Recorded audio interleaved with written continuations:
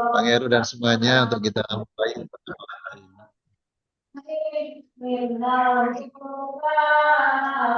Assalamualaikum warahmatullahi wabarakatuh.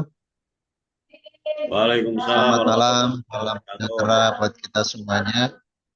Alhamdulillah wa syukurillah ala nikmatillah wa la haula wa la quwata illa billah.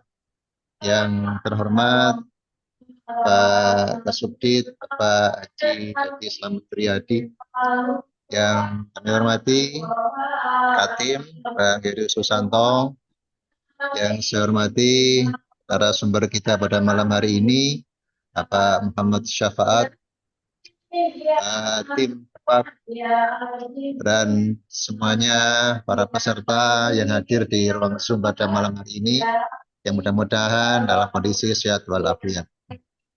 Alhamdulillah wa syukurillah pada malam hari ini kita bisa dipertemukan kembali dalam forum debat yang malam hari ini kita akan membincangkan mengangkat tema mengenali literatur keislaman di Indonesia. Karena itu mari kita aturkan rasa syukur kita kepada Allah dengan mengucap hamdalah alhamdulillahirabbil alamin. Salawat dan salam senantiasa kita sanjungkan kepada baginda Rasul Muhammad sallallahu alaihi wasallam. Mudah-mudahan kita semuanya senantiasa dirahmati dan mendapat syafaatnya dunia hatta akhirat. Apa terus? Yang saya hormati, sebelum kita masuki pada sesi penyampaian materi oleh Kang Syafaat, dengan mohon berkenan Bapak Kasubdit untuk menyampaikan pengantar diskusi kita pada malam hari ini. Pada Pak Kasubdit, waktu disilahkan. Assalamualaikum warahmatullahi wabarakatuh. Waalaikumsalam warahmatullahi wabarakatuh. Salam sejahtera, Om Swastiastu, Namo Buddhaya, salam kebajikan, Shalom, salam Rahayu, dan salam Pancasila. Iya. BPIP. Ini masih suasana ini nih, masih suasana pertemuan di BNPT. Kalau orang BPIP itu wajib itu salam Pancasila itu. Mahasiswa Universitas Pancasila jauh itu, Pak. Oh iya. Yang saya hormati Pak Bang Hersus. Ini alhamdulillah setia ini istiqomah. Ini harus mendapatkan ini Lifetime Achievement Award ini dari panitia penyelenggara. Panitia penyelenggara DEPAK. Bapak Ibu semuanya yang saya hormati, para penyuluh, para pemuluh, dan semua yang audiens di majelis DEPAK ini, saya mengucapkan terima kasih sebesar-besarnya karena pada malam ini kita masih melanjutkan ini edisi yang ke-49 ya, minggu depan itu edisi yang ke-50. Mudah-mudahan ada narasumber dari pakar yang bisa mengisi entah ke-50 atau ke-52. Misalnya 52 berarti kan 1 tahun ya, hitungannya 1 tahun kalau 52. Karena kita dulu mulai juga di bulan Oktober, sebenarnya udah lewat dari 1 tahun kalau ulang tahunnya yang pertama itu ya. Pada malam ini kita akan berbicara membahas tentang literatur keislaman ya, atau kepustakaan Islam. Minggu kemarin itu membahas tentang resolusi konflik di bidang wakaf. Nah, mungkin teman-teman yang non-Muslim ini bisa menjadi, sebenarnya kan ketika kemarin juga bisa juga ikut berbicara tentang misalnya sistem keuangan, atau misalnya kayak misalnya di Inggris itu misalnya kan ada model asrama yang sistemnya itu seperti wakaf juga gitu, yang itu kemudian dikelola oleh lembaga keagamaan misalnya. mungkin bisa. Ya, itu menjadi sumber pengetahuan juga bagi kawan-kawan yang non-Muslim, termasuk juga tentang literatur keislaman ini ya. Ada macam-macam literatur keislaman yang bisa menjadi sumber pengetahuan juga bagi kawan-kawan semuanya, bagi ibu bapak semuanya. Dan malam ini narasumbernya Fatma, ini narasumbernya ARK dari mana ya? Pusat Atas Surya ini. Oh, ini khusus ya narasumbernya ya. Ini Oh, dari iya iya. Cilalong, Pak, dari Cilalong. Wajahnya kayak kenal gitu.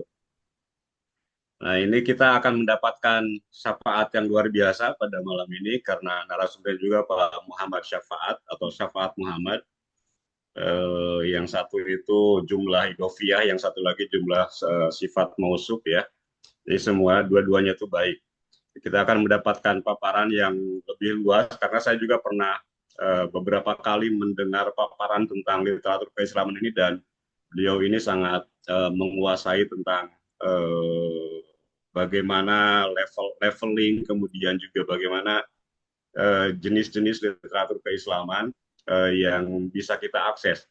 Nah, bagi kalangan umum atau misalnya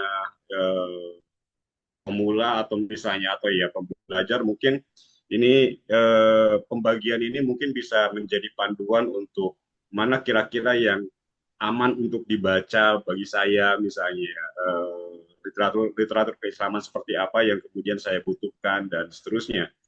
Sebenarnya ya bagi kita semua di para penyuluh, para pengulu, para ASN Kementerian Agama, semua buku, semua literatur, semua bahan bacaan itu ya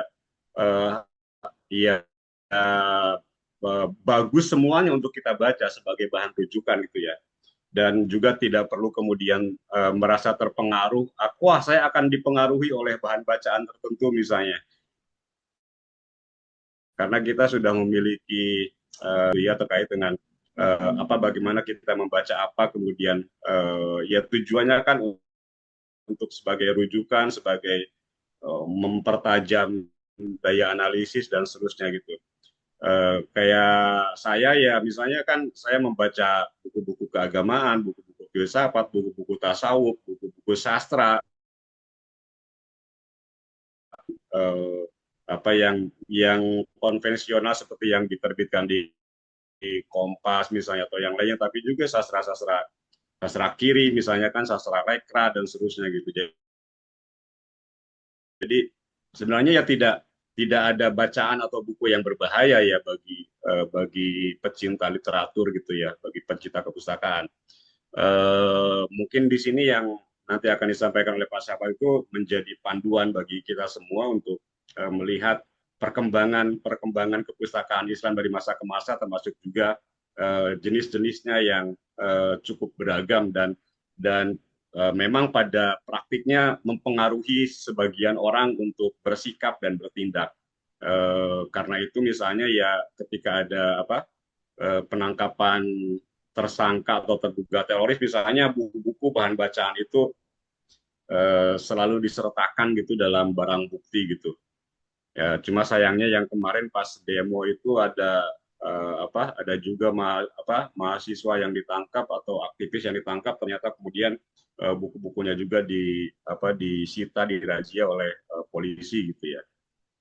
Nah, kita langsung saja biar kita punya lebih banyak kesempatan untuk mendengar dan menyimak paparan dari Pak Syafaat Muhammad. Terima kasih Pak Syafaat, ini sudah berkenan untuk menjadi narasumber dalam Depak edisi ke-49. Mudah-mudahan makin sehat, makin seger seperti saya, Bung ya. Jadi tampak lebih seger gitu ya.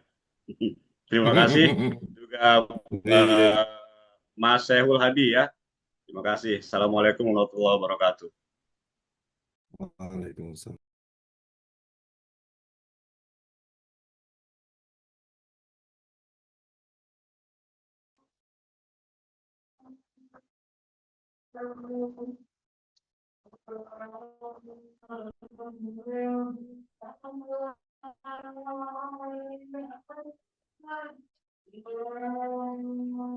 Mohon izin, suaranya Pak Kasubdit hilang. Iya, saya udah menutup, saya udah salam. Sudah selesai, Pak. Silakan dilanjutkan, Pak. Lanjutkan Mas Hadi. Ya, Terima kasih Pak Kasubdit. Terima kasih atas insight-nya kepada kita semuanya yang senantiasa membersamai kita istiqomah selama 49 pertemuan. Tidak terasa sudah mencapai mau yang ke-50 pertemuan ini. Bapak Ibu sekalian yang saya hormati, sebelum nanti kita masuk ke sesi inti, izinkan saya membacakan biodatanya narasumber kita pada malam hari ini. Dia nama lengkapnya adalah Muhammad Syafaat, STHI, lahir di Berau, Kalimantan Timur 18 September 1983. Jadi masih muda. Sekarang beliau bekerja di Ditjen Bimas Islam Kementerian Agama. Jabatan beliau adalah Kasubtim Advokasi dan Penanganan Konflik Paham Keagamaan Islam, Direktorat Urusan Agama Islam dan Pembinaan Syariah, Ditjen Bimas Islam Kementerian Agama. Alamat rumahnya di Villa Dago Tol, Kelurahan Sarwa, Kecamatan Ciputat, Kota Tangerang Selatan, Banten. Nomor HP-nya, saya yakin sudah tahu semuanya, insya Allah, 081315155658. Nomor rekening tidak usah disebutkan. NW juga sudah tidak perlu. Kemudian pendidikan terakhir beliau adalah S1 dari UIN Syarif Hidayatullah Jakarta dan sekarang masih menempuh S2 IAIN Syekh Nurjati Cirebon dari tahun 2019 sampai sekarang. Beberapa pelatihan yang pernah beliau ikuti adalah Short Term Award, Policies for the Disengagement and Rehabilitation of Violent Extremists di Monash University Australia tahun 2018. Kemudian pelatihan praktis dukungan psikososial dalam proses rehabilitasi dan reintegrasi tahun 2022 dan tim Pokja Moderasi Beragama di Ditjen Bimas Islam Kemenak RI 2019 sampai 2023. Beberapa riset dan tulisan beliau, yang pertama adalah pola-pola konflik keagamaan di Indonesia tahun 1990 sampai 2008 yang diterbitkan oleh Pusat Studi Agama dan Demokrasi Paramadina. Kemudian moderasi beragama perspektif Bimas Islam, kemudian juga pedoman peliputan media toleran Kementerian Agama RI. Beberapa organisasi yang Kang Syafaat ikuti, GP Ansor Kabupaten Kuningan 2014 sampai 2016, kemudian LP Ma'arif NU Pusat 2018-2019, dan sekarang masuk di Gerak Literasi Indonesia mulai tahun 2020 hingga sekarang. Nah, itu sekilas tentang narasumber kita pada malam hari ini. Tema kita akan mengambil tentang memahami literatur di keislaman di Indonesia. Sebelum Kak Sahabat menyampaikan, izin saya cerita sedikit. Jadi beberapa waktu yang lalu, ketika selesai bimbingan pernikahan di KUA, kita coba menggali informasi terhadap salah satu calon pengantin. Secara iseng saya bertanya, Bapak Mas, kalau mencari sumber pengetahuan keislaman di mana? Dia menjawabnya di internet. Kemudian siapa yang paling sering didengarkan? Jawabannya cukup mengejutkan karena dijawabnya adalah Ustadz Felix Xiao. Jadi saya mengintip materinya yang Syafaat juga menyebutkan salah satu, menyebutkan orang yang dimaksud tadi itu. Kemudian saya tanya, kenapa memilih Ustadz Felix Xiao? Karena bahasanya dia itu logis, jelas, dan memberikan semangat, kira-kira gitu. Kemudian saya coba perbandingkan, kenapa tidak yang lain, misalnya saya menyebut Gus Baha gitu. Kemudian yang Catin tadi itu menjawab, beliau dia itu pakai bahasa Jawa, saya nggak kurang terlalu paham. Terus kemudian pakai kitab-kitab, jadi saya tidak memahami apa yang disampaikan oleh Gus Baha. Gitu. Jadi itu mungkin sekilas saja untuk menjelaskan betapa banyak literatur-literatur keislaman yang ada di Indonesia. Nah, pada malam hari ini kita akan bersama-sama berdiskusi, kemudian mendapatkan paparan dari Kang Syafaat tentang memahami literatur keislaman di Indonesia. Kepada Kang Syafaat, disilahkan waktunya 30 menit, dimulai dari sekarang. Monggo Kang Syafaat.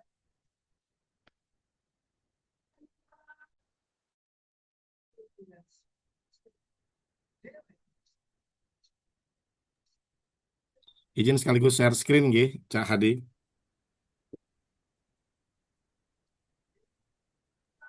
Siap, Cak, Assalamualaikum. silakan. Ya, Assalamualaikum warahmatullahi wabarakatuh. Waalaikumsalam Waalaikumsalam warahmatullahi warahmatullahi wabarakatuh. wabarakatuh. Bismillah, alhamdulillah, masya Allah, karena wa malam ya salam yakun, Allahumma sholli ala sayyidina Muhammad wa ala ali sayyidina Muhammad, rabbi sholli sadri wa yassir li amri wa hlul 'uqdatam min lisani yafqahu qawli, ya fatahul ya alim. Kami menghaturkan banyak terima kasih kepada tim Depak, diskusi penguatan aktor resolusi konflik. Ada Mbak Fatma, ada Daeng, Naib Adnan, dan rekan-rekan di balik layar. Dan kami juga mengucapkan terima kasih dan salam hormat kepada Kasubdit yang sudah memberikan eh, sesi-sesi depak yang selalu baru dan sangat bermanfaat bagi kita semua, bukan hanya mungkin buat aktor resolusi konflik, tapi juga bagi ASN khususnya di Bimas Islam. Karena tema-tema yang dibahas oleh teman-teman ARK itu tema-tema yang sangat relevan dengan kepentingan 4 direktorat, mulai dari Zakat Wakaf, KUA, Penais, dan Urais. Dan kami juga mengucapkan terima kasih kepada Kasubtim Bang Heru Susanto karena beliau memberikan izin kira-kira begitu dan restunya dalam memaksimalkan peranan teman-teman di penyuluh agama di tanah air. Dan kalau kita lihat presentasi kehadiran selalu di atas angka 150 begitu, Bang Hersus. Dan ini kita bersyukur sekali, eh, kita semacam menebar benih dan kita mungkin tidak perlu berharap besar benih mana yang kemudian nanti akan tumbuh dan berbuah. Namun kami yakin betul bahwa kolaborasi yang ciamik antara Subdit Bina Paham Keagamaan dengan Subdit Penyuluh ini mudah-mudahan menjadi pintu masuk bagi ter terjaminnya atau suksesnya program-program layanan yang ada dari Kementerian Agama. Jadi kami mengucapkan eh, kata tersebut. Cak Sehul Hadi, kami ucapkan terima kasih. Beliau ini adalah partner saya, mitra saya sejak saya dulu masih di Subdit Pustaka Islam. Jadi saya sama Cak Sehul Hadi ini pernah menerbitkan buku judulnya Moderatisme Islam, dibantu editorialnya oleh Kang Dedi juga. Kang Dedi bahkan jadi narasumber, itu menghimpun beberapa tulisan-tulisan para penyuluh agama sebagai penggerak moderasi beragama. Jadi terima kasih Cak Hadi, sampai saat ini masih mendampingi kita semua di sini. Eh, Kami mengambil tema ini beberapa hari yang lalu ketika Mbak Fatma menawarkan untuk sesi depak di tanggal 5 November ini, dan kami nggak punya gambaran lain selain tema ini yang coba kita yang coba kita ajukan begitu. Mudah-mudahan tema ini nggak terlalu jauh dengan apa yang pernah kami presentasikan terkait dengan riwayat atau sejarah tentang peta paham aliran dan gerakan paham keagamaan di Indonesia.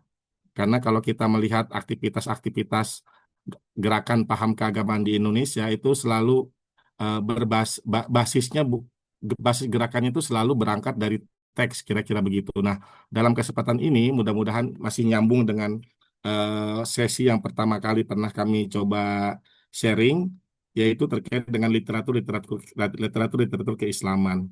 Kalau Cak Hadi tadi memberikan contoh apik sekali kenapa tema ini menjadi sangat penting, karena memang kebutuhannya tinggi sekali di masyarakat, bahkan di teman-teman di penyuluh agama Islam, karena sehari-hari bergaul dan beraktivitas dengan tema-tema ataupun gerakan-gerakan paham keagamaan yang mau tidak mau itu selalu berkaitan dengan aspek pengetahuan keislaman, kira-kira begitu, atau pemikiran keislaman. Jadi saya juga ada contoh, Cak Hadi, kami di Subdit Bina Paham ketika ada kasus misalnya Islam, ada pemukulan di Sibolga, ya, di Masjid Sibolga di mana? Di Sumatera Utara. Kami juga berembuk di teman-teman Subdit Bina Paham, kira-kira apa faktor keagamaan yang melatar belakangi terjadinya musibah tersebut yang kemudian menyebabkan korban sampai hilang nyawa, kira-kira begitu. Nah, kalau kita ingin menjawab secara cepat, mungkin literatur keislaman yang coba kita akan sharing nanti itu dengan 5 kategorisasi itu agak sedikit membantu begitu. Apakah dia kira-kira 5 orang yang melakukan pengeroyokan ini itu terpengaruh oleh pemikiran tertentu atau itu murni aktivitas kriminal biasa begitu, pengeroyokan atau kekerasan biasa. Nah, tampaknya kalau kita lihat dari lima yang melakukan pengeroyokan ini, tampaknya memang di luar dari aspek pemikiran keislaman. Jadi murni kriminal, itu murni kekerasan biasa dan hukumnya dalam konstitusi kita ya masuk dalam kategori pidana, kira-kira begitu. Baiklah, kita coba, saya nggak punya banyak waktu, cuma ada sekitar 20 menitan lagi mungkin ke depan. Mohon izin Cak Hadi dan teman-teman semuanya, tema kali ini mengenal literatur keislaman ini sebenarnya berangkat dari hampir seluruhnya. Tema kita kali ini itu adalah meminjam satu hasil riset yang dilakukan oleh teman-teman UIN Jogja, Universitas Islam Negeri Sunan Kalijaga Yogyakarta, dan diterbitkan juga oleh UIN Jogja Press tahun 2018 terkait dengan literatur keislaman generasi milenial. Anak judulnya Transmisi, Apresiasi, dan Kontestasi. Nah, di dalam buku ini itu memuat hampir sekitar 10 tulisan yang ditulis oleh para peneliti berdasarkan riset di beberapa kota di Indonesia. Kalau tidak salah ada sekitar 16 kota. Jadi riset ini sebenarnya baru dilakukan di tahun 2017 dan kemudian diterbitkan tahun 2018. Jadi kalau kita hitung saat ini dari segi usia, sekarang 2025, sebenarnya riset ini sudah cukup lama begitu, hampir 5-6 tahun ke belakang. Namun jika kita lihat trennya, mungkin masih sangat relevan, kira-kira begitu, masih sangat relevan dan selain tema risetnya dan temuan risetnya yang mungkin masih relevan dengan konteks sekarang, tentu juga kalau kita melihat perkembangan literatur keislaman di Indonesia, khususnya bagi kalangan generasi milenial, itu masih terus berjalan begitu, Cahadi. Masih terus berjalan. Jadi kalau kita membagi babak perjalanan literatur keislaman di Indonesia, di tanah air, itu mungkin sudah melewati hampir 4-5 babak perjalanan begitu, Cahadi. Jadi kalau Cahadi kelahiran 83. Cahadi lahir tahun berapa? Sorry. 79. Wah, di sini ada Cak Rofi. Cak Rofi, saya, Cahadi ini kelahiran 80-an lah, generasi-generasi ya. Bukan generasi generasi X ya, bukan baby boomer ya, generasi X kita ini atau generasi milenial lah yang antara 80 90-an itu sebenarnya menjadi salah satu cikal bakal dilakukannya riset ini gitu. Jadi riset ini walaupun dilakukan tahun 2017, sebenarnya data risetnya itu dimulai dari penentuan objek yang berkembang di tahun 70, 80, 90-an. Dan kita sadar betul bahwa itu adalah generasi yang sangat mewah karena penerbitan sangat beragam. Jadi kalau kita melihat tren keberislaman di Indonesia itu di antara generasi emas yang cukup muncul dan berhasil itu ya di tahun 70, 80-an. Di situ kita sadar betul bahwa lahir penerbit-penerbit keislaman. Mulai dari Mizan, kemudian GIP, kemudian apalagi ada Republika, kemudian ada bahkan di tahun 90-2000-an ada Asma Nadia dan seterusnya. Dan kita bersyukur betul generasi saya ini, Cak Rofi, Cak Hadi, Bang Hersus, Bang Naib ini lahir di generasi milenial, di generasi antara produksi literasi itu di puncak buku secara fisik sampai berkembang pada perkembangan dunia digital begitu, Cahadi. Dan mudah-mudahan karena risetnya tahun 2017 Mungkin 2017 belum ada Meta ya. 2018 belum ada ChatGPT ya, belum ada ya. Jadi memang sebenarnya riset ini juga memiliki kelemahan dari segi durasi. Jadi nggak keren-keren amat dan nggak baru-baru amat. Namun kita coba ingin melihat aspek relevansinya, kira-kira begitu. Eh, karena di sini juga ada Dokter Tri. Kalau Dokter Tri itu kalau kita bicara sama teman-teman Jawa Timuran, apalagi Cak Ropi, Cak Saihul Hudi, Saihul Hadi juga orang-orang Jawa Timuran. Ketika kita ngomongin Siap, literatur Gus. ketika kita ngomongin literatur keislaman, selalu pasti dilacak dari akar-akarnya. Dan mohon izin nih, Dokter Tri, saya mungkin nggak sempat membahas literatur keislaman di generasi Mataram Oke, atau siap. literatur keislaman di generasi Wali Songo atau literatur keislaman di generasi-generasi 18-19 yang terkenal dengan tokoh-tokoh sufi begitu, ada Raniri, ada Singkel, kemudian Hmm. ada Hamzah Pansuri. Itu secara mudah saya tempatkan di 3 slide terakhir, juga sampai generasi-generasinya Mbah Hasyim Asy'ari, Ki Ahmad Dahlan, Syekh Mahfud Termas, Syekh Nawawi Al-Bantani, kemudian Syekh Ahmad Khotib Sambas, Syekh Ahmad Khotib Al-Minangkabawi, dan seterusnya, atau di generasi-generasi 20 ke belakang, itu saya simpan di PPT saya di 5-6 slide terakhir.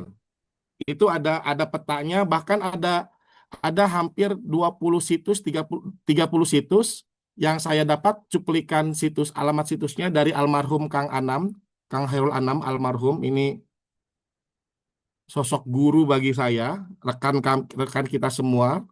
Itu sempat menghimpun 30 situs yang bisa didownload ininya, literaturnya, baik yang berbentuk buku maupun kitab-kitab. Syekh Maliki, Syekh Yasin Al-Padani, Syekh Mahfud Termas, itu ada beberapa kitab yang di sini ada downloadannya, dan teman-teman nanti tinggal sangat mudah nih, tinggal mendownload bukunya.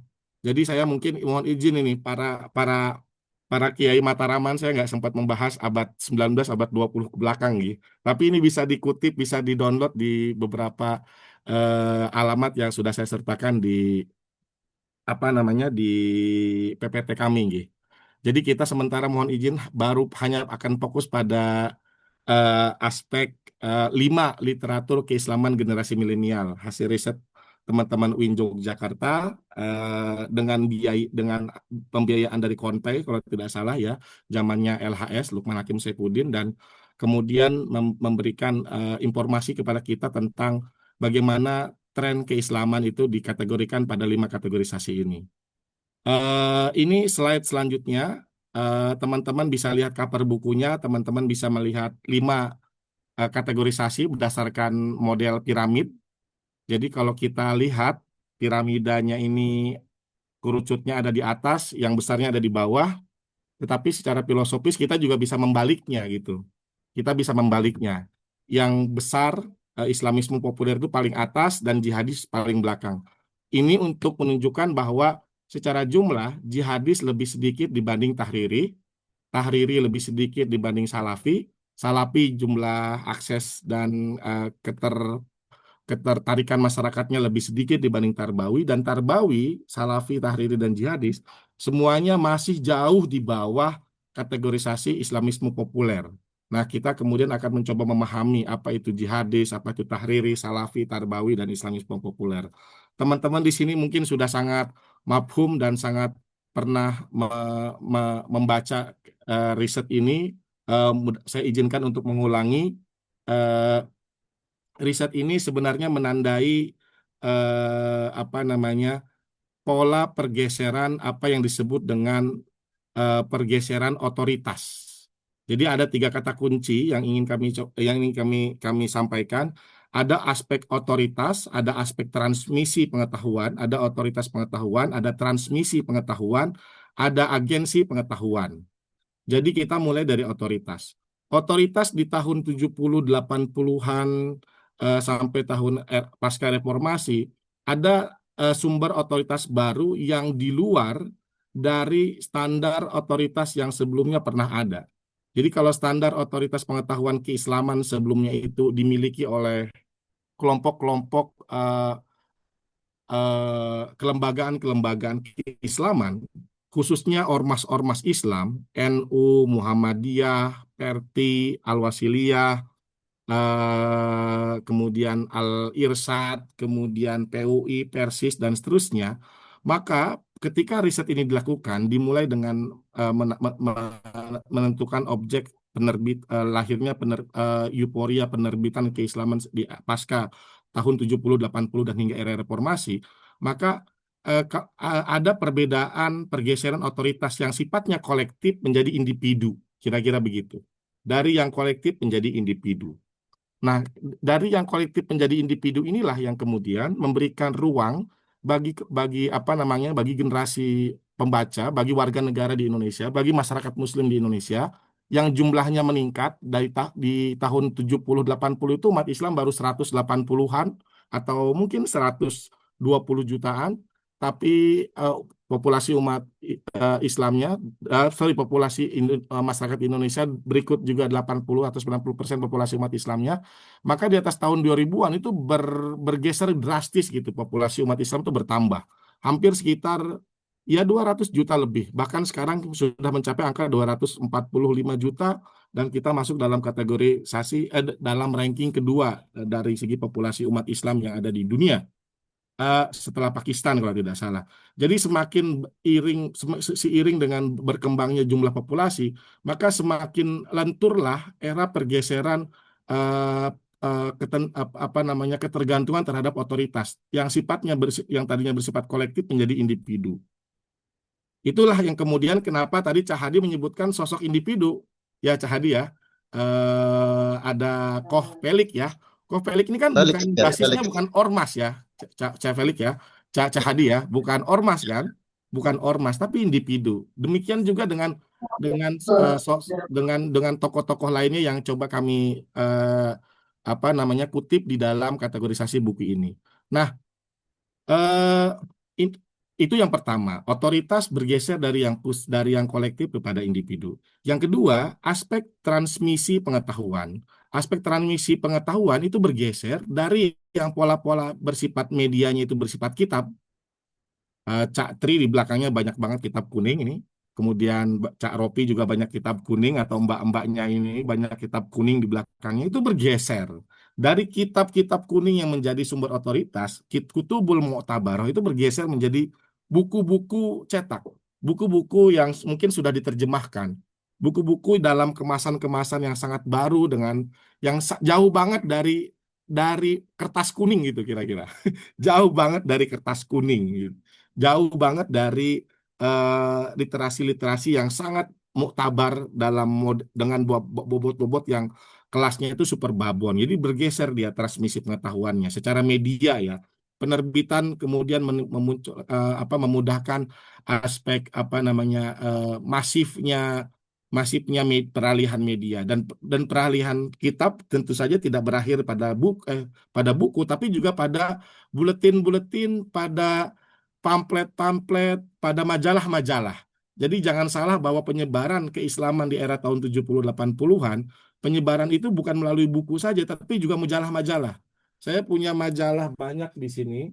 Ada khutbah Jumat, kalau di NU itu ada majalah Aula.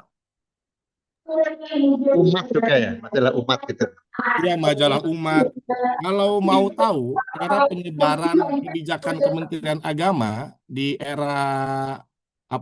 di eranya tahun 46 sampai tahun 70, penyebaran Kementerian Agama itu bukan melalui buku, tetapi melalui majalah.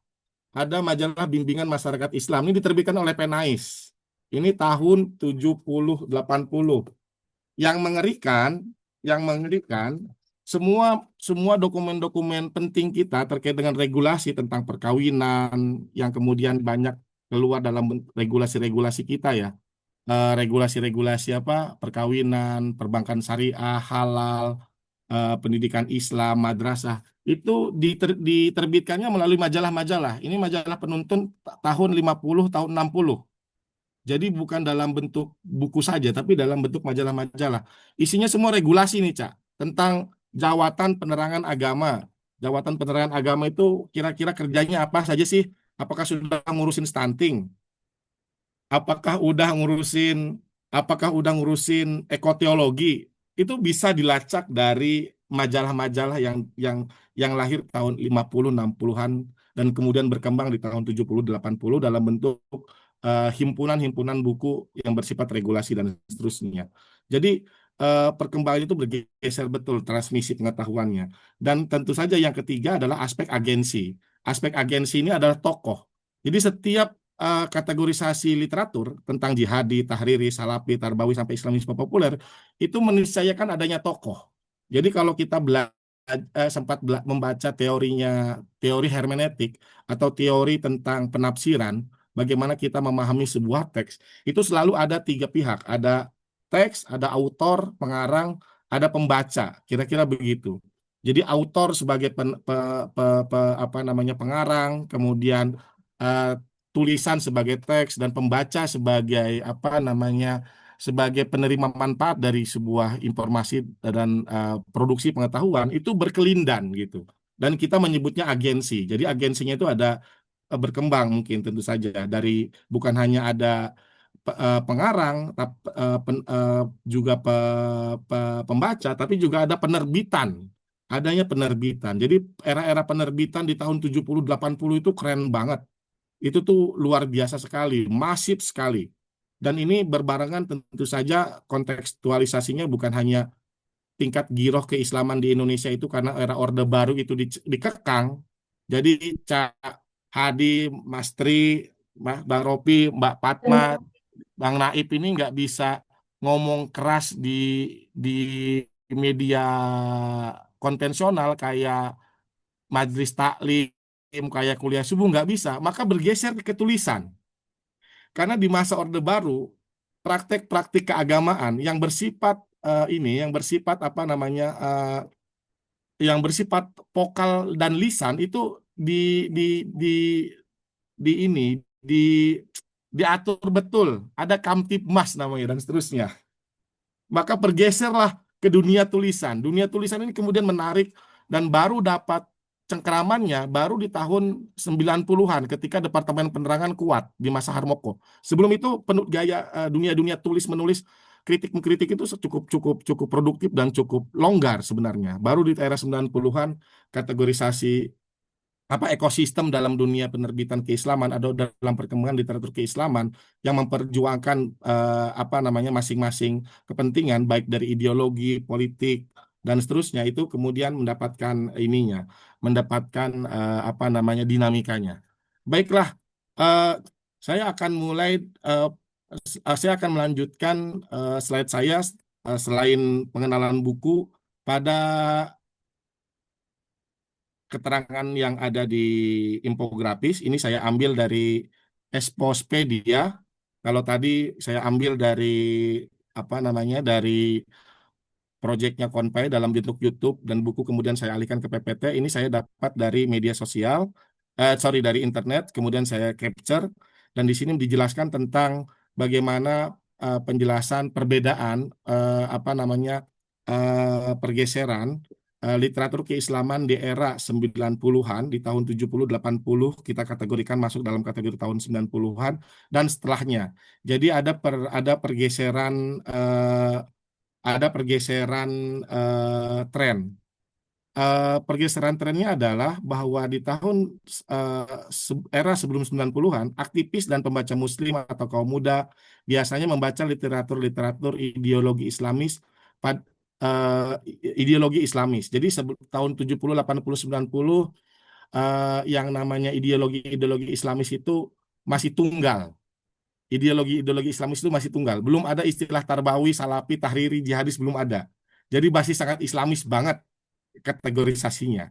Baru kemudian pada generasi milenial di era setelahnya, di era 90 dan pasca reformasi, generasi-generasi milenial kemudian lebih bergeser kepada akses pengetahuan keislaman yang ditulis oleh para penulis muslim yang mengapresiasi ide-ide Islamis dan meramu mengartikulasikannya kepada ide-ide yang lebih populer. Kira-kira demikian hasil risetnya teman-teman UIN Jogja. Di sini ditulis oleh Mas Najib Kailani ya, yang sempat juga pernah kita undang untuk memberikan presentasi buku ini di Kementerian Agama di tahun 2019-an. Dan hasilnya adalah risetnya itu menemukan corak setelah tahun 90-an atau setelah era reformasi itu pada 5 kategorisasi ini. Kita meminjam 5 kategorisasi ini walaupun nanti pada praktiknya kita akan coba mengeksplor apakah bisa kita tambahkan, kita sisipkan atau tidak. Yang pertama adalah Islamisme populer. Kami sebutkan, kami beri kata kunci di sini literasi keaswajaan. Mohon izin, ini tambahan dari kami. Sebelumnya tidak ada dalam kategorisasi Islamisme populer. Islamisme populer ini dalam bentuk piramida terbalik, dia berada pada level paling besar, paling tinggi. Jihadis paling bawah. Yang kedua adalah Tarbawi atau literasi kelompok tarbiyah. Yang ketiga adalah Salafi atau literasi Salafi Wahabi. Yang keempat adalah Tahriri. Ini ada literasi HTI dan kemudian kami coba masukkan DITII dalam konteks NII sebenarnya, ini bukan DITII. Dalam konteks NII di kategorisasi terakhir sekarang yang tidak lagi mengangkat senjata, tapi pada upaya untuk mengubah sistem kenegaraan di Indonesia dari demokrasi, dari Pancasila menjadi khilafah dan seterusnya. Dan yang terakhir adalah jihadis. Nah, temuannya kira-kira mengantarkan pada temuan ini. Kalau kita lihat kenapa Islamisme populer itu lebih tinggi. Nah, kami ingin membandingkannya dengan data riset literasi keagamaan yang sebenarnya trennya sudah masuk pada perkembangan dunia digital. Saat ini, berdasarkan hasil riset, ini kami kalau tidak salah mengutip dari teman-teman Alpara, yang menunjukkan bahwa riset literasi digital keagamaan saat ini itu didominasi oleh fikih. Yang kedua muamalah, yang ketiga tarikh, yang keempat gramatikal, nahwu sorob, balagos, sastra, dan seterusnya. Dan kita bisa melihat bahwa fikih menjadi dominan. Jadi kita akan menguji apakah ada hubungannya antara dominasi fikih dengan sumbangsinya terhadap tingginya tren literatur Islamisme populer, kira-kira begitu. Karena kalau kita geser ke level yang paling semakin ke bawah dari Tarbawi pendidikan, tarbiyah, Salafi, Tahrir sama jihadis, kecenderungan Salafi, Tahriri, sama jihadis ini walaupun memang ada aspek fikihnya, tetapi aspek fikihnya itu bergeser memiliki kekhasan, yaitu kekhasan yang sangat tajam pada aspek politik atau siasahnya gitu. Jadi bukan pada fikih ibadah atau bukan fikih muamalah, tapi pada fikih siasahnya, pada ideologi yang kemudian berkembang perdebatannya pada relasi bagaimana relasi agama dan negara dalam konteks dunia modern, kira-kira begitu. Nah, kalau kita tadi sempat memulainya dengan Islamisme populer dalam kategorisasi piramida terbalik itu yang kerucut paling bawah, yang besar paling atas. Kita coba akan melanjutkan PPT kita pada temuan kita pada aspek yang paling mengerucut ke bawah, yaitu jihadis. Nah, jihadis itu apa sih, Kang Paat, Hadi? Nah, jihadis itu kira-kira mudahnya begini. Jadi, kalau kita ingin mengkategorisasikan apa itu kategorisasi literatur jihadis, maka kita akan mudah memahaminya dengan karakteristik pengetahuan secara tematik. Tema kita bisa membaca di sini. Mohon izin saya menampilkan 4 buku terjemahannya Aman Abdurrahman. Ini adalah seorang residipis yang masuk dalam kategorisasi napiter kelas berat dan saat ini masih berada dalam kerangkeng penjara. Ini menerjemahkan 4 buku ini. 4 buku ini sebenarnya buku-buku asli luar dan kemudian diterjemahkan di Indonesia dengan tema misalnya ada agama demokrasi, pilih Islam atau demokrasi. Jadi hitam putih banget nih. Ini karya dari Syekh Abu Muhammad Asyim Al-Maqdisi. Kemudian ada tema kedua dalam buku penjelasan kafirnya pelaku syirik akbar, Tauhid dan Jihad, karya Abu Qatadah Al-Palistini, diterjemahkan oleh Aman Abdurrahman. Dan yang ketiga ada Tubal Syam. Ini sangat populer karena terakhir pergerakan terorisme itu langsung mengerucut pada imajinasi untuk membuat, bukan imajinasi, praktek untuk membuat negara, yaitu ISIS, Islamic State yang ada di Suriah sana. Dan ini kemudian kita tahu betul bagaimana literatur Suriah itu selalu merujuk pada imajinasi kota Syam ya sebagai bumi yang tanah yang kira-kira dijanjikan sebagai tempat bersatunya gerakan-gerakan apa namanya kekhilafahan. Ini karya Syekh Salih Al-Munajid. Yang ketiga ini ada kitabnya, saya nggak terbaca judulnya, tapi ada Kaper La Ilaha Illallah Allahur Rasul Muhammad karya Syekh Salih Al-Munajid. Dan tentu saja buku paling populer dari empat kategori dari empat buku ini yang paling populer yang kelima, yaitu kitab Tarjibiyah Jihadiyahnya karya Abdullah Azam. Ini kalau kita main ke teman-teman Densus atau BNPT, 5 buku ini menjadi 5 buku wajib yang untuk dipelajari gitu kira-kira Cahadi.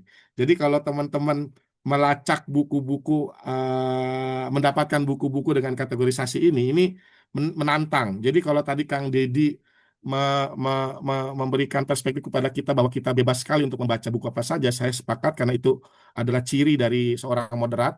Jadi kalau tidak salah, Pak Quraish Shihab sempat menceritakan 3 syarat seorang moderat itu diantaranya adalah berpengetahuan. Dan tentu saja bagaimana kita akan mengkanter teologi jihadis kalau kita tidak membaca pengetahuan tentang tema-tema jihadis ini. Buku lainnya terkait dengan masjid Diror, itu populer sekali, dan kategorisasi di dalam buku ini tentu saja hitam putih banget. Kita yang bernotabene adalah penyuluh agama yang memperjuangkan penerjemahan syariat Islam kepada model konstitusi negara melalui undang-undang perkawinan sampai undang-undang pesantren, tetap bagi kelompok ini kita dianggap sebagai togut dan halal darahnya gitu. Jadi ada 2 kata kunci yang kemudian oleh kelompok jihadis ini menjadi kuncian, yaitu ingin mengubah negara dengan menggunakan kekerasan. Kira-kira begitu kata kuncinya, rekan-rekan sekalian. Nah, apa kemudian perbedaan ini nanti dengan kelompok-kelompok kedua, yaitu kelompok Tahriri. Nah, kita akan bergeser kepada kelompok Tahriri. Kelompok Tahriri ini cukup populer di tahun 2000-an. Mungkin Cak Hadi, Mas Tri, Bang Naib, Bang Fatma, Kang Dedi juga pasti di Bandung itu pasti sangat erat beririsan, Bang Naib Adnan di Ciputat beririsan dengan teman-teman Hizbut Tahrir Indonesia. Kalau ada diskusi PMII, HMI, IMM, Muhammadiyah, pasti juga di setiap diskusi itu ada teman-teman HTI yang masuk dalam forum diskusi dan menolak semua argumentasi dan satu solusinya, yaitu dirikan Khilafah. kira-kira begitu. Khilafah. Jadi apapun permasalahannya, ekonomi, korupsi, sembako, BBM dan seterusnya, solusinya adalah khilafah. Kira-kira begitu. Jadi tujuannya sama dengan kelompok jihadis, namun cara metode pendekatannya berbeda. Kita boleh berargumen bahwa kelompok Tahriri, Hizbut Tahrir di Indonesia tidak menggunakan kekerasan. Tapi kalau kita lihat di mana ya, mungkin di Timur Tengah, entah di Mesir, beririsannya dengan teman-teman Ikhwanul Muslimin, itu juga beririsan dengan aktivitas yang disebut dengan aktivitas kekerasan. Bahkan peneliti dan Kang Aik Herdiansah, mantan HTI, itu teman kita di Bandung, itu sekarang aktif di Nahdlatul Ulama, itu juga memberikan data riset tentang bagaimana pergerakan Hizbut Tahrir di luar negeri sana juga ada yang beririsan dengan aktivitas kekerasan, artinya menghalalkan kekerasan. Dan tentu saja dalam pergeserannya, ini kan riset tahun 2018 ya, Cak Hadi ya. Sedangkan Cak Hadi tadi diskusi sama temannya 2025. Itu Pak Felix Xiao naik kan populasinya, tingkat kepopulerannya. Jangan-jangan nanti dia bisa geser ke Islamisme populer. Nggak menutup kemungkinan. Karena memang ada pergeseran pola-pola Tahriri ini yang bergeser ke Salafi dan Tarbawi, begitu kira-kira Cak Hadi. Jadi ada trennya. Jadi dia tidak jatuh ke tren jihadis, tapi justru malah berkembang ke sini. Mirip nanti kalau kita lihat aspek-aspek kelompok Tarbawi yang mungkin terpengaruh banget dengan ideologi Ikhwanul Muslimin, tapi dalam konteks dakwah di Indonesia, khususnya di Jakarta atau wilayah kota, belakangan kelompok-kelompok Tarbawi yang mungkin kecenderungannya tidak bermadhab, masuk politik tapi tidak bermadhabnya itu kecenderungannya tidak sama dengan, tidak khas dengan, tidak memiliki kesamaan atau kekhasan dengan kelompok mayoritas Muslim di Indonesia yang kelompok Aswaja, tahlilan dan mauludan. Itu kelompok Tarbawi juga maulidan. Atau juga ada yang bergeser menjadi menjadi aktivis tahlil. Tapi kita akan coba lihat riset ini dalam perspektif sampai tahun 2018 kemarin. Ini ada tokohnya, ada Taqiyuddin Nabhani, ada Abdul Qadim Zalum. Dan pergerakannya tentu saja tidak melalui kitab kuning. Jadi tidak ada kitab kuning yang dibuat oleh kelompok Tahriri. Kelompok Tahriri ini mungkin ada kitab-kitab kuning berdasarkan buku-bukunya Abu Al-Maududi ya, Abu Al-Maududi dan beberapa tokoh-tokoh Hizbut Tahrir lainnya yang kemudian menjadi akses teman-teman Tahriri, kelompok Hizbut Tahrir, tapi penyebarannya tentu saja dia bergaya Islamisme populer sebenarnya. Kita lihat Muhammad Al-Fatih 1453, ini spirit khilafah yang ada di Timur Tengah sana dan seterusnya. Dan media lainnya yang dipakai oleh teman-teman Hizbut Tahrir tentu saja adalah buletin. Ini ada buletin Islam, buletin yang lama, tapi buletin yang baru adalah buletin kafah. Ini era-era 2010-an sampai 2025, kalau tidak salah buletin ini masih berkembang. Dan tantangannya adalah teman-teman Hizbut Tahrir ini sudah kena regulasi yang melanggar konstitusi. Jadi ingin mengubah negara walaupun tidak menggunakan kekerasan, tapi dia berhadapan sama konstitusi kita dan kemudian kena eh, pasal Undang-Undang Ormas ya kalau tidak salah ya, bersama FPI ya yang kemudian menyebabkan ini kena kena tindakan tegas dari negara. Nah, selanjutnya setelah kelompok Tahriri yang ada di level kedua terbawah, itu selanjutnya meningkat menjadi ada kelompok. Oh iya, ini juga ada informasi menarik bahwa penyebarannya bukan hanya melalui buletin dan buku, tapi juga masuk ke materi-materi buku-buku ajar. Jadi kalau kita merujuk kepada undang-undang perbukuan, ada dua kategorisasi buku, buku ajar dan buku umum. Maka buku-buku tentang apa namanya sejarah-sejarah model kekhilafahan ala Hizbut Tahrir ini juga masuk pada dunia-dunia pendidikan, entah dalam bentuk LKS, entah dalam bentuk sejarah dan seterusnya. Ini sampai pernah ada instruksi yang menyebarkan untuk pembacaan buku Felix Siau, tapi juga ada instruksi yang membatalkan. Jadi ini menarik sekali karena memang kontroversinya menunjukkan bahwa literasi keagamaan Hizbut Tahrir atau Tahrir ini memang memiliki PR besar di negara kita karena memang bertentangan dengan konstitusi yang ada di kita. Selanjutnya kategori yang menarik adalah kategori Salafi nih. Walaupun berada di tengah gitu Cahadi, tapi kalau kita lihat ini tengahnya bukan tengah moderat ya.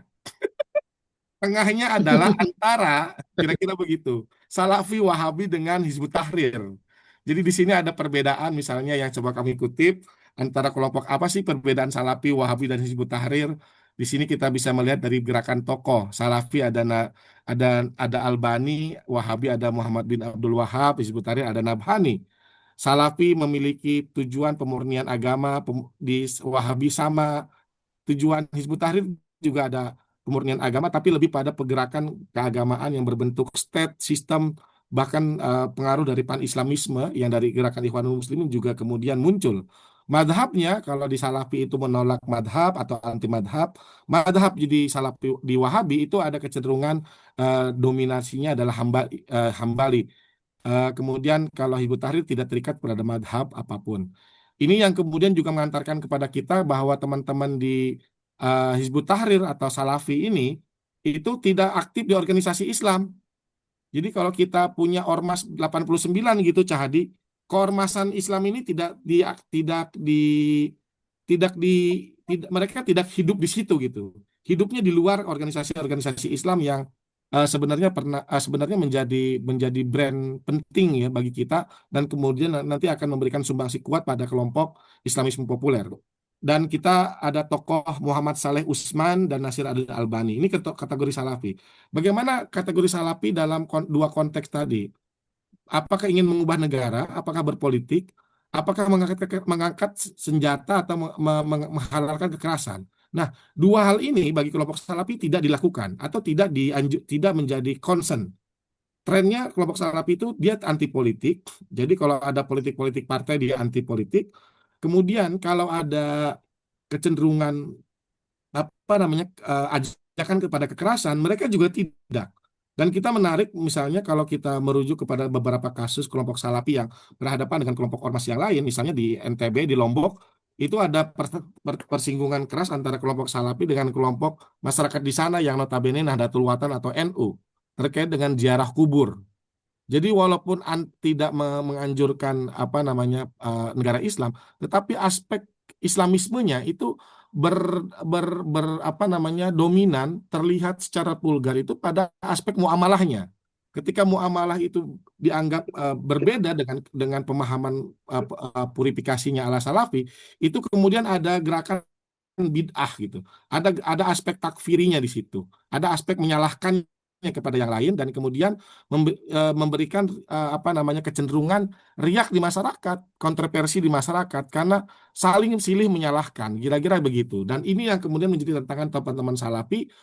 Harapannya agar tidak bergeser kepada Tahriri, tapi geser kepada kelompok yang selanjutnya itu kelompok Tarbawi, bahwa masuk dalam sistem, kemudian masuk dalam partai dan memperjuangkan ide Islamnya dalam konstitusi. Harapannya begitu. Tapi kemudian kita lihat kelompok Salafi tidak demikian. Walaupun kelompok Salafi kalau kita lihat dalam aktivitas NKRI, bela negara dalam perspektif teman-teman BPIP, itu ya beraktivitas biasa seperti halnya aktivitas-aktivitas kelompok keagamaan yang lain. Upacara bendera, kemudian hafal Pancasila, iya. Namun dalam aktivitas politik praktis itu yang kemudian dihindari. Nah, kita akan lanjut pada kelompok selanjutnya. Alih-alih kelompok Salafi menghindari politik praktis, kelompok Tarbawi ini kemudian muncul dengan modelnya yang khas Indonesia. Jadi kalau mungkin Ikhwanul Muslimin pernah terlibat dalam aksi-aksi kekerasan di Mesir sana, di Indonesia karena mungkin masuk kepada kelompok-kelompok intelektual, terutama UI ya, UI tanpa bukan UI negeri. Kalau UI negeri saya UI negeri, Syarif Hidayatullah. Kalau UI, IPB atau kampus-kampus umum ini menjadi pintu masuk teman-teman kelompok Tarbawi. Kelompok Tarbawi ini tentu saja menjadi menisbatkan semua tren pemikiran dan apa namanya ke apa namanya keidolaannya Pak Patsunnya kepada Hasan Albana, Said Kutub, dan Said Hawa. Walaupun kita juga melihat bahwa aksi kekerasan mungkin pernah terjadi dilakukan oleh kelompok ideolog muslimin, tapi kalau konteks Indonesia itu tidak dilakukan, melainkan berhadapan sama kelompok Salafi, mereka justru masuk partai politik. Jadi kalau kita lihat Tarbawi ini 4 tahun pendidikan gitu, pendidikan mulai dari tingkat dasar sampai perguruan tinggi, 1 tahunnya itu siasah. Jadi Tarbawi ini menarik. 4 tahun Tarbawi, tarbiyah, 1 tahun siasah. 1 tahunnya siasahnya itu adalah mengharapkan bahwa audiensnya itu kelompok mad'unya itu bisa memberikan sumbangsi kepada suara. Dan ini kemudian kalau kita melihat dalam sistem demokrasi di Indonesia, itu menjadi penting karena berada di dalam sistem. Jadi sistem yang kita maksudkan adalah tentu saja adalah pemilu. Dan kita lihat bahwa instrumen pemilu diantaranya adalah partai politik. Dan kita juga sama-sama memahami bahwa gerakan Tarbawi di Indonesia itu terjawanta dalam bentuk partai politik. Nah, yang terakhir kita lihat Islamisme populer di sini karena risetnya tahun 2018, maka gambar yang ditampilkan adalah gambar yang masih relevan dengan konteks itu waktu, yaitu ada Buya Said Akil Shirot dan Buya Haidar Nasir. Dan ini tentu saja kita kategorisasikan 2 tokoh ini menjadi simbol bagaimana gerakan Islamisme populer itu menjadi ceruk yang paling besar dibanding 4 ceruk lainnya. Kenapa mereka cukup populer? Nanti mungkin kita bisa akan melihat bagaimana kepopuleran bentuk Islamisme ini itu tidak secara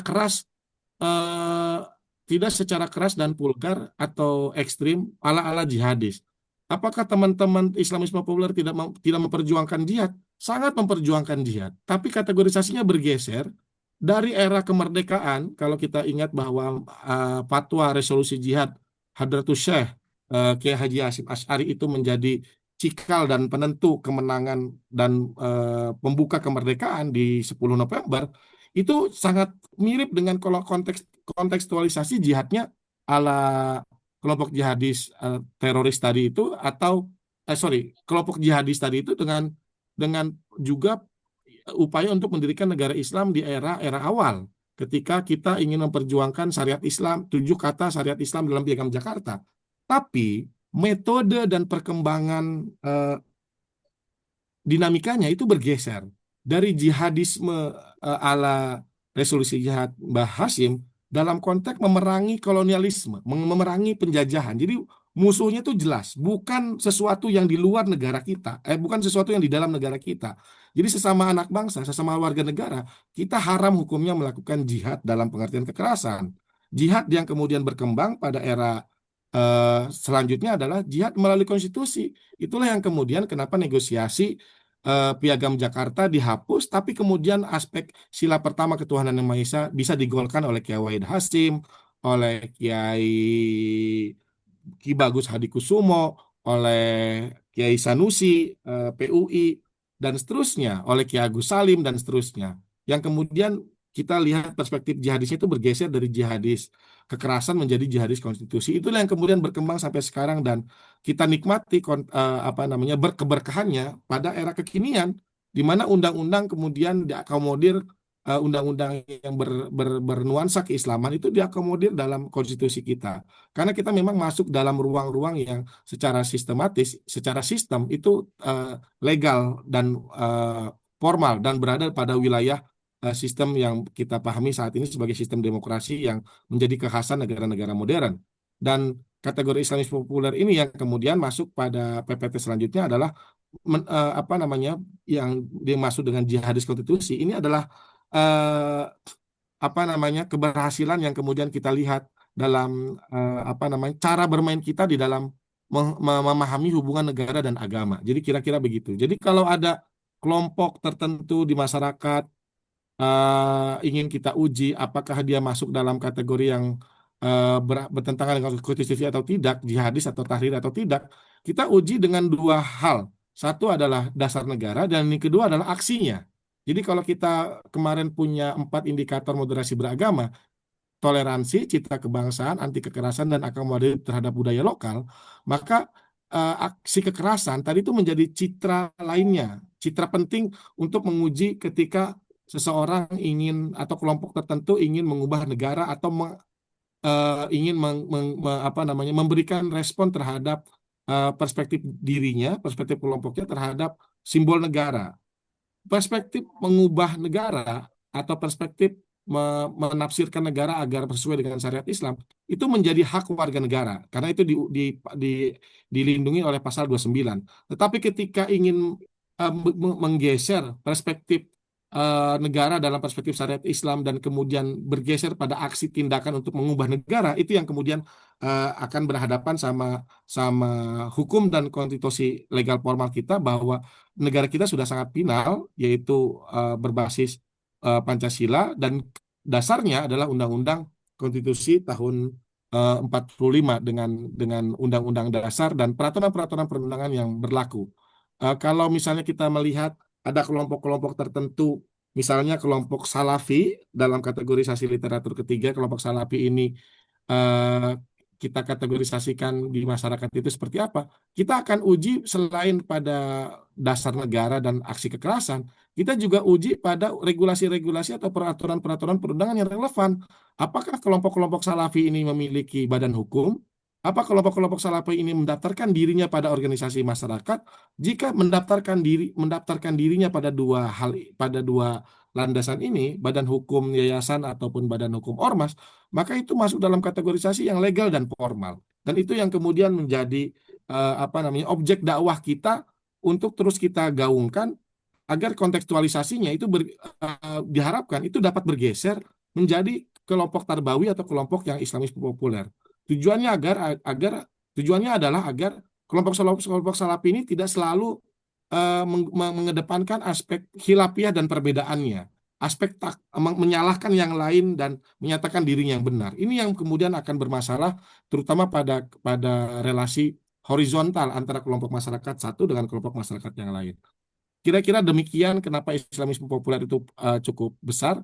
Karena dia dapat dukungan dari perspektif moderasi beragama, kontekstualisasinya lahir tidak dari ruang kosong. Jadi kalau tadi kelompok jihadis, kelompok tahriri itu lahir di era 60, di era pasca Perang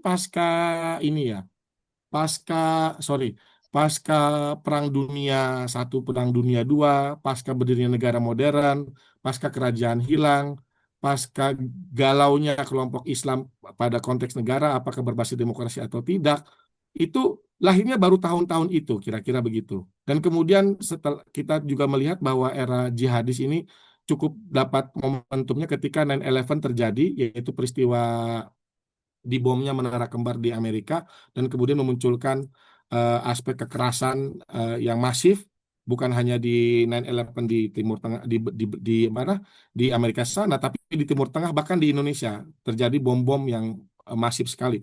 Itu baru-baru belakangan. Tapi kalau kita bandingkan dengan Islam populer, itu sudah lahir sejak era-era abad Nusantara, apa, perkembangan literasi keislaman Nusantara, mulai dari sistem kerajaan, mulai dari sistem kerajaan di luar Jawa, dalam Jawa, kerajaan Demak, Pajang, Mataram, sampai perkembangan pesantren, Wali Songo, kemudian pesantren, sampai ormas-ormas Islam lahir.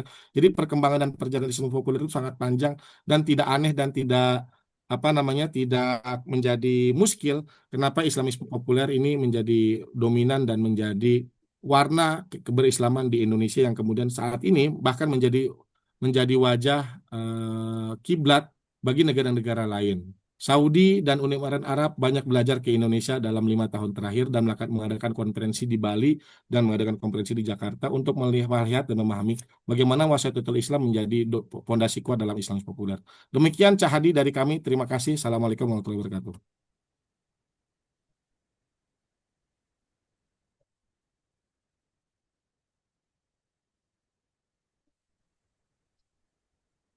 Waalaikumsalam warahmatullahi wabarakatuh. Pak Hadi, Ya, terima kasih Kang Syafaat atas paparannya yang luar biasa. Ini membuka mata kita semua tentang kategorisasi dan kelompok-kelompok keislaman yang ada di lingkungan kita. Ternyata begitu banyak dan beragam, ya polanya, kemudian karakternya, sifatnya, metode, dan tentu juga adalah goalnya atau capaian-capaiannya. Eh, Langsung saja kita buka sesi tanya jawab kepada para peserta yang akan, kayaknya banyak sekali yang mau bertanya, kayaknya ini sudah siap-siap karena ini temanya menarik dan menantang kita untuk berpikir lebih dalam lagi. Kita persilakan untuk yang bertanya, silakan resen, menyebutkan namanya dan asal dari mana, nanti langsung dijawab sama Kang Safaat. Kami persilakan. Assalamualaikum warahmatullahi wabarakatuh. Waalaikumsalam warahmatullahi wabarakatuh. Sebutkan nama dan asal. Mohon maaf Bapak, sebelumnya nama saya Syaifullah Hamidan Al-Asrori dari Penyuluh Agama Islam KUA Mospati, Kabupaten Magetan, Jawa Timur. Di sini saya mau bertanya kepada Bapak Syafaat. Tadi sangat gamblang sekali tentang Islam populer. Di Islam populer zaman sekarang, saya mau bertanya, bagaimana cara membentuk kerangka ideologi Islam? Kebetulan tadi menyinggung soal ideologi Islam yang baik dan tepat di tengah hiruk-pikuk global yang bahkan mulai menyinggung cara dakwah beberapa ulama kita sampai ke habaib, bahkan cara pendidikan pondok pesantren sekalipun. Saya rasa saya perlu bertanya itu karena sudah mulai ada beberapa konflik di beberapa daerah. Terima kasih Bapak. Assalamualaikum warahmatullahi wabarakatuh. Waalaikumsalam warahmatullahi wabarakatuh. Langsung saja Kang Syafaat untuk direspon. Tadi namanya izin dari Mospati. Kang Saifullah dari KUA Maospati. Saifullah. Ini pertanyaan pendek, ringkas, tapi berat banget ini, Cak Saiful. Ya. Saya sengaja memberikan men-share 30 link downloadan kitab-kitab kuning yang yang ada di dalam PPT saya agar teman-teman bisa mengaksesnya. Tujuannya adalah agar kita sama-sama bisa mengambil refleksi, kira-kira begitu, bahwa ternyata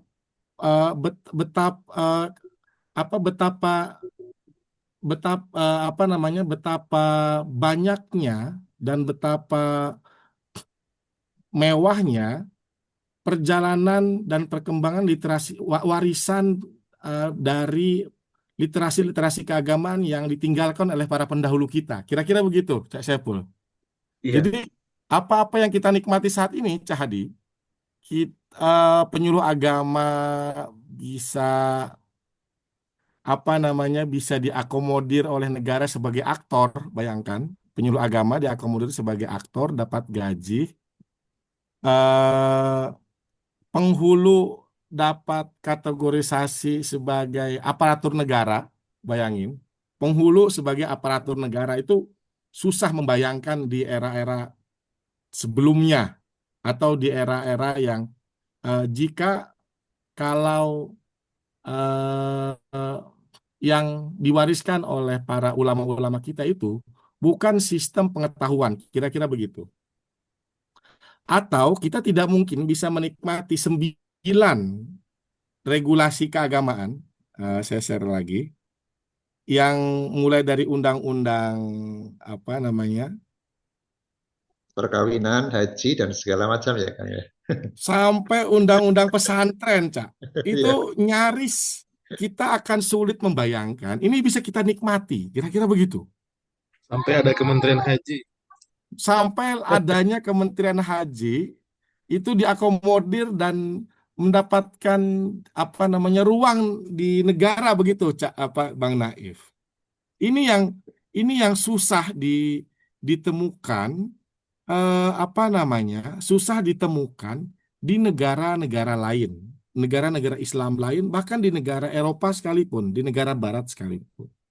Yang menarik bukan hanya terakomodirnya suara-suara keagamaan di dalam negara, konstitusi negara, bahkan teman-teman kita yang notabene mungkin tidak menjadikan agama sebagai landasan kehidupan sehari-hari. Di Indonesia ini kan banyak sekali ragamnya. Ada kelompok ateisme, ada kelompok agnotisme, ada kelompok liberalisme, dan seterusnya. Atau ada kelompok-kelompok atau warga negara, mohon izin, yang tidak menjadikan agama formal, agama samawi maupun agama bumi, itu bisa diakomodir oleh negara kita dalam bentuk misalnya penghayat kepercayaan. Artinya aspek keberagamaan, kepercayaan, keberyakinan itu diakomodir dari yang paling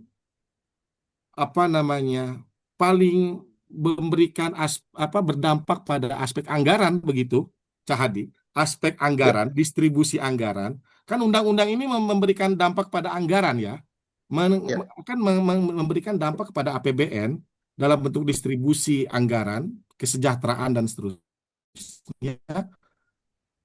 Dan kemudian pada sisi yang pojok yang lain, rekognisi terhadap kelompok kepercayaan, rekognisi terhadap kelompok-kelompok yang beragam, bahkan teman-teman Hizbut Tahrir Indonesia masih bisa hidup di Indonesia dengan nyaman dan beraktivitas, tidak mendapatkan hukuman apapun, tidak mendapatkan panis apapun dari negara dalam bentuk pidana, dalam bentuk hukum fisik dan seterusnya, tetapi masih dapat diberikan ruang yang seluas-luasnya. Dan itu tidak akan mungkin ada begitu, Cak Saiful, kalau tidak ada perdebatan-perdebatan yang pernah dibangun atau warisan-warisan yang pernah dibangun oleh para ulama-ulama kita di masa dahulu. Dan tentu saja perkembangannya, kalau kita lihat suara-suara yang masuk dalam konstitusi, kalau kita lihat undang-undang ini dari tahun 74 sampai tahun 2019, partai politik yang memperjuangkannya adalah partai politik Islam atau bukan? Pasti partai politik yang bernuansa keislaman, entah itu P3, entah itu PKB, entah itu PAN, maupun partai-partai yang notabene adalah partai-partai berbasis sekuler. Itu cara mainnya itu melalui partai politik.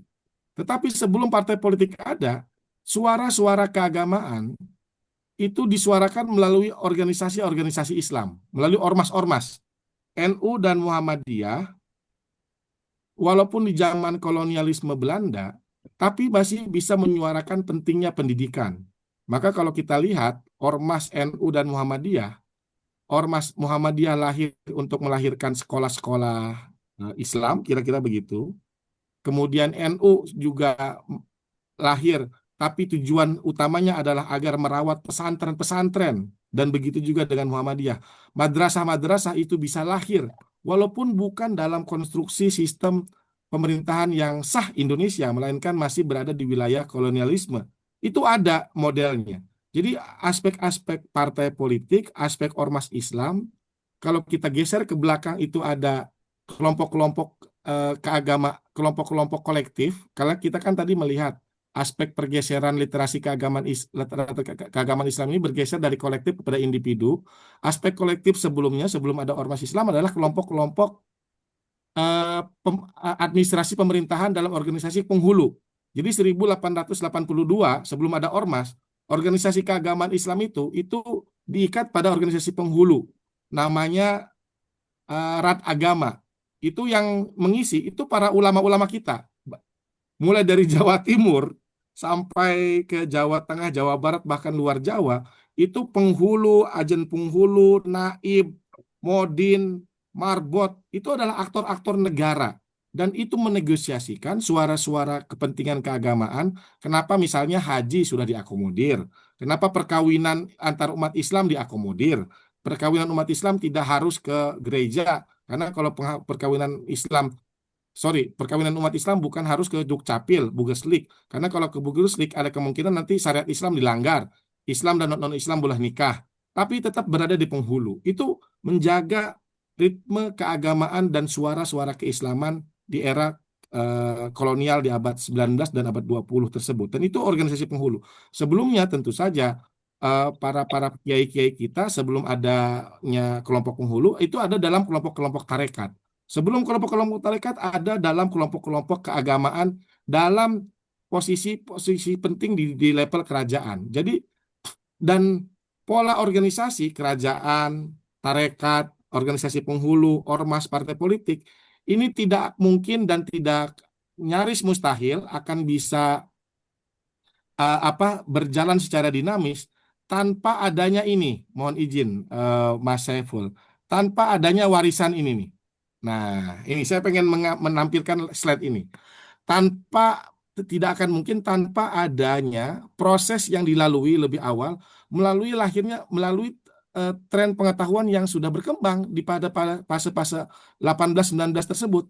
Bayangin, Tajus Salatin yang dikarang oleh Bukhari Jauhari atau Bustanus Salatin yang dikarang oleh Raniri atau Tuhfatun Nafis, Raja Ahmad Raja Ali Haji, ini bercerita tentang bahasa, bercerita tentang ketatanegaraan, bicara tentang etika kepemimpinan, yang kemudian menjadi ruh dan model dan spirit ulama-ulama setelahnya.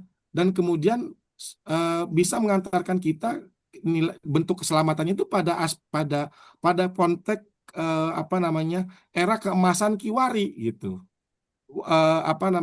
Dan itu transmisi pengetahuannya kalau kita bisa menyadari sama-sama berangkat dari kelembagaan-kelembagaan tadi, kelembagaan-kelembagaan yang bersifat ormas Islam, dan tentu saja model transmisi pengetahuannya itu berada dalam satu ruang namanya lembaga pendidikan, dan lembaga pendidikannya kita sama-sama mengenal yaitu pondok pesantren. Jadi kalau tadi pondok pesantren tadi itu dalam konteks Kiwari dalam konteks sekarang ini mendapat tantangan berat karena yang diuji dari pesantren bukan aspek pengetahuan dan bukan pada aspek manajemennya. Yang diuji dari pesantren saat ini adalah aspek sarpras sebenarnya.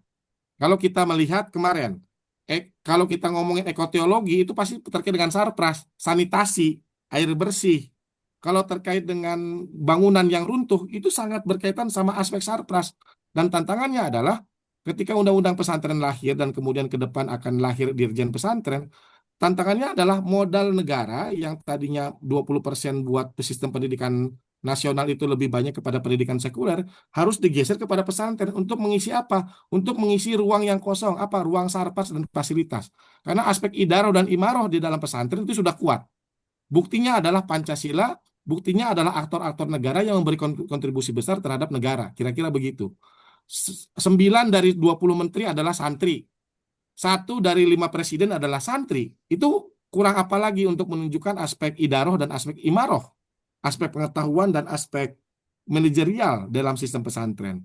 Yang melemah adalah aspek sarana dan prasarananya. Dan itu tentu saja berhubungan erat dengan aspek benci atau tidaknya kelompok yang tidak setuju terhadap pesantren, atau lemah dan minimnya aspek pengetahuan mereka terkait dengan aspek literasi kepesantrenan yang mengantarkan pada lahirnya sistem negara. Jadi kira-kira begitu, bahwa kemudian ada perdebatan saat ini pesantren digoyang bukan hanya pada aspek sarprasnya, tapi juga pada aspek ketokohannya. Pesantren ini kontribusinya kira-kira disumbangsi besarnya oleh Kiai Wali Songo atau oleh Habaib. Nah, ini pertanyaan yang menurut saya tidak relevan diajukan. Karena habaib dan para aulia, para wali songo dan ulama-ulama Nusantara kita itu sama-sama membersihkan kontribusi besar terhadap madrasah dan pesantren. Tanpa madrasah dan pesantren, tanpa habaib dan para ulama Nusantara, maka madrasah dan pesantren tidak akan menjadi model pendidikan nasional yang saat ini sangat gilang gemilang prestasinya. Demikian Cak Hadi, makasih. Terima kasih Kang Syafaat atas jawabannya yang luar biasa. Meminjam istilahnya Daeng Naib, ini harta karun ya materinya, tolong disimpan. Dan di belakangnya tadi saya sudah ngintip ada banyak sekali Google Drive yang berisi adalah kitab-kitab yang silakan kita buka bersama. Baik, selanjutnya pertanyaan yang sudah mengangkat tangan. Itu Bapak atau Ibu ya ini? Ade Sabdawi Darna. Silakan open mic-nya dan open cam-nya. Ade Sabdawi Darna. Ya, silakan. Assalamualaikum warahmatullahi wabarakatuh. Waalaikumsalam Izin warahmatullahi Bapak, wabarakatuh. Silakan Bapak Ade. saya penyuluh agama Islam dari KUA Kecamatan Cilebar, Kabupaten Lebak, Banten. Ini menarik bahasannya tadi menyinggung saudara-saudara kita yang dalam tanda kutip gerakan-gerakan dakwah ya, gerakan-gerakan dakwah. Tadi menyebut salah satunya adalah teman-teman yang biasa menyebutkan mereka salafi ya. Ini sangat menarik karena kalau dilihat dari sisi hukum perspektif perundang-undangan, ya memang secara kasat mata mungkin tidak bertentangan dengan perundang-undangan di negara kita, baik secara ABCD-nya atau amaliyahnya. Cuman yang mau kami tanyakan, Bapak izin, ini solusi terbaiknya gitu kan ketika mereka sudah di masyarakat. Emang kalau kita berbicara tentang hukum negara, mungkin tidak bertentangan lah secara global. Tapi kalau sudah berbicara tentang khilafiyah, ini menurut pandangan kami, ini sangat berpengaruh dalam tentang kerukunan antar kita gitu ya, antar pemeluk agama gitu ya, sangat berpengaruh sekali dalam menjaga kondusivitas di lingkungan itu sendiri. Terkadang paham-paham terlalu ekstrim yang disampaikan. Mungkin yang mau kami tanyakan bagaimana solusi agar kita sebagai penyuluh agama ini, kan kita harus merangkul setiap warga negara Republik Indonesia. Maksudnya yang kami tanyakan bagaimana solusi terbaiknya, cara bahasa kita menyampaikan kepada mereka agar lebih bisa menjaga kondusivitas terutama di wilayah binaan kita. Sekian Pak, terima kasih. Assalamualaikum warahmatullahi wabarakatuh. Waalaikumsalam warahmatullahi wabarakatuh. Disilahkan kepada Kang Syafaat. Iya, terima kasih Wahaji ini, Wahaji dari Banten nih, Wade. Makasih Wade. Kalau kita lihat klasternya begitu, Kang Ade, klaster dari kelompok Salafi ini kan berada di tengah ya. Kita lihat dia ada di tengah. Nah ini, dia ada di sini nih, di tengah.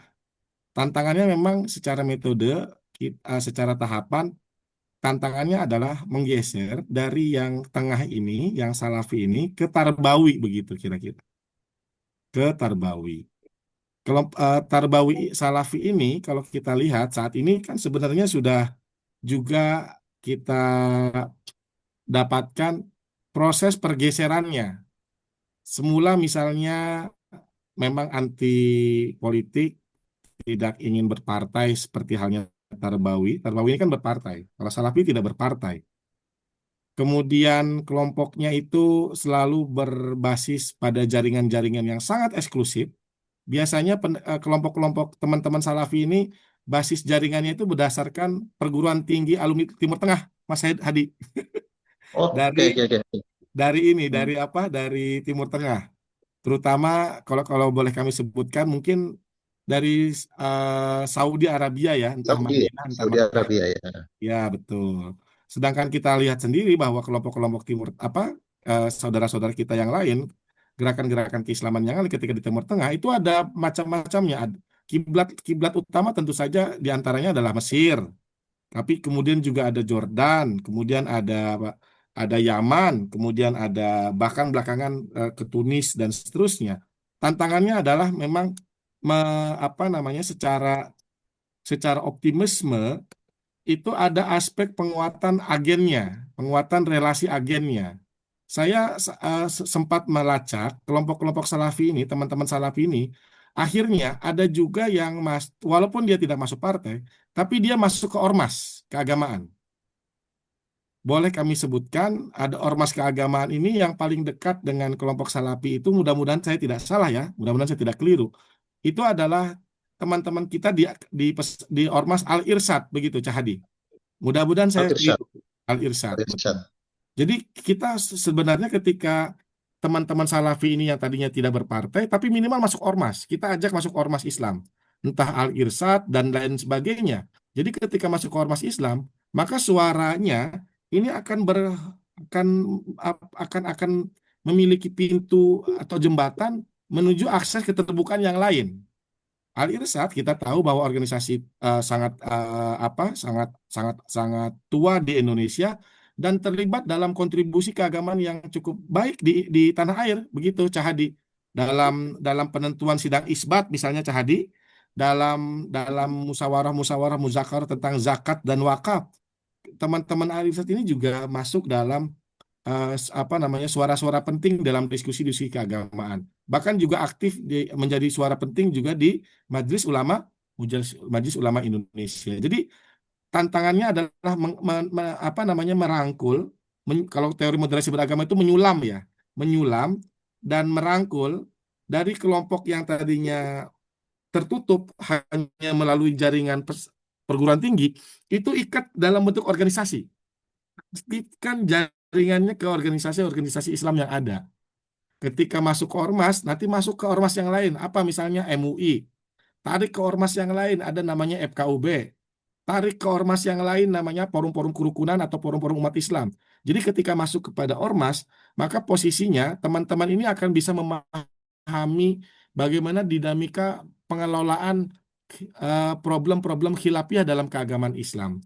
Mirip sama NU dan Muhammadiyah yang dulunya mungkin berbeda keras dari aspek pendapat, maka perbedaannya sekarang ya bergeser dari aspek perbedaan pendapat ke perbedaan pendapatan. Nah, kalau perbedaan pendapat itu titik temunya akan sangat luas dan dinamis, kira-kira begitu. Dan kita itu yang pertama. Jadi merangkul dan memperkuat dan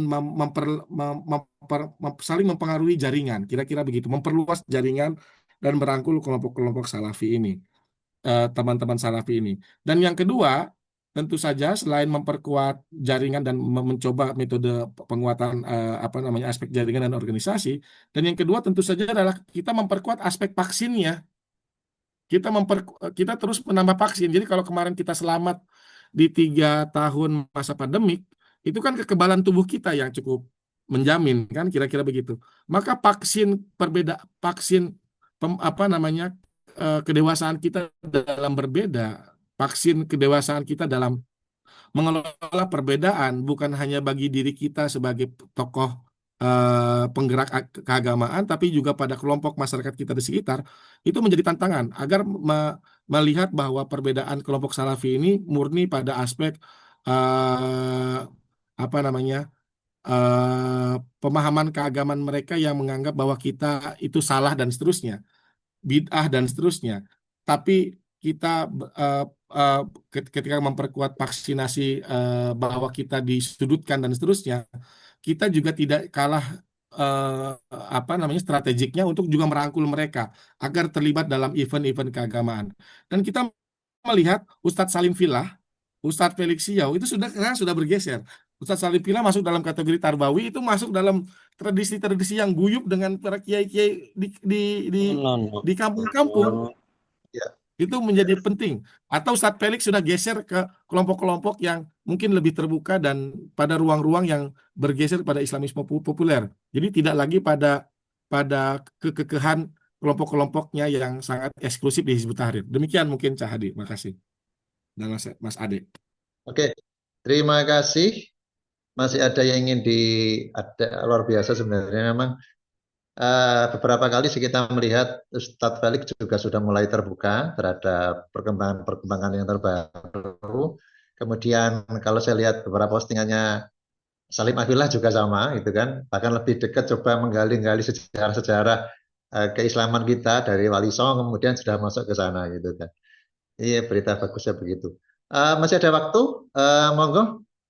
Siapa yang mau menyampaikan gagasannya lagi, diskusinya lagi, kita sambung lagi. Silakan langsung saja. Ini ada di dalam ruang ada ruang apa? Ruang Chat Zoom, di chat Zoom ada ini pertanyaan. pertanyaannya penting. Oke. Bagaimana peran kita dalam mengarahkan agar Islamis populer ini tetap konstruktif bagi kehidupan berbangsa dan bernegara? Wah, ini Oke, ya. pertanyaan dan ujian berat ini. Karena bentuk capaiannya adalah konstruktif bagi bangsa dan negara. Jadi kalau kita apa namanya refleksikan, kita saat ini sudah sangat bersyukur bahwa dalam bentuk kita berkehidupan berbangsa maupun bernegara, kita sudah sangat cukup dewasa. Terbukti misalnya setelah kita melewati fase politik kemarin, Pilpres beberapa kali, kita sudah cukup lolos ujian begitu Cahadi. Artinya dalam Pilpres ini kan biasanya momentum yang paling keras. Kalau kita lihat misalnya kenapa kelompok Salafi, Jihadis, Tarbawi itu pernah menyatu misalnya ketika Pilkada Jakarta. Itu sangat keras sekali dengan kelompok masyarakat yang lain. Namun seiring berjalannya waktu, kita lihat perbedaan keras di masa Pilkada Jakarta itu tidak memunculkan korban. Kita bersyukur tidak memunculkan korban nyawa atau korban kekerasan. Artinya ada bentuk kedewasaan. Aksi iya, tapi tidak melakukan kekerasan. Itu menjadi penting karena berada dalam koridor sistem konstitusi.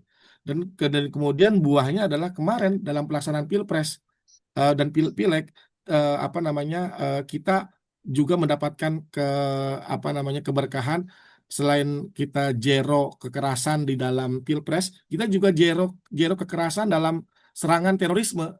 Jadi dalam data global terorisme di Asia dan Eropa saat ini, 5 tahun ke belakang, teman-teman penyuluh agama sudah sangat berhasil. Teman-teman penghulu, teman-teman KUA, teman-teman aparat Kemenak, teman-teman ormas keagamaan sebagai leader gitu, itu berhasil mengantarkan kepada derajat zero attack terrorism. Jadi serangan terorisme itu bernol. Bahwa kemudian masih berkembang dalam bentuk digital dan seterusnya iya, tapi dalam aksi kekerasan itu nol. Itu yang patut kita syukuri dalam hal bagaimana kita menikmati indahnya keberbangsaan dan kebernegaraan.